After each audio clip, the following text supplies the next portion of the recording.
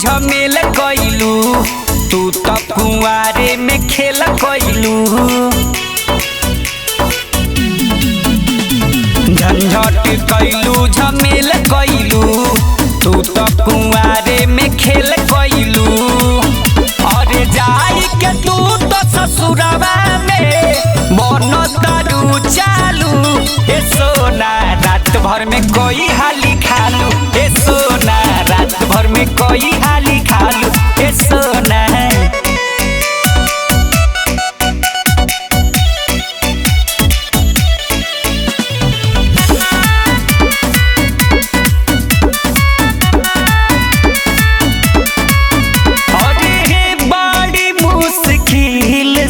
तू करत रहलू बतिया, लाखों रे चिरौरी पर कर मुलाकातिया।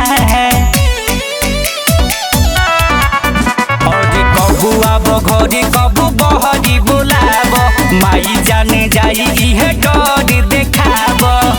और लागे कैसे मनवा सैया के भावनावा का बतिया कहे मेला जालू।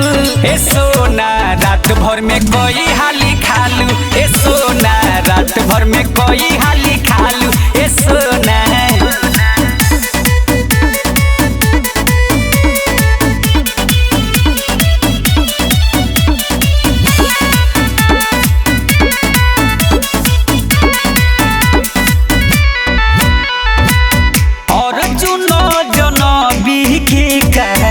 याद बाकी बतिया, लक्ष्मण के बगिया में जाते बाहर भइल गतिया।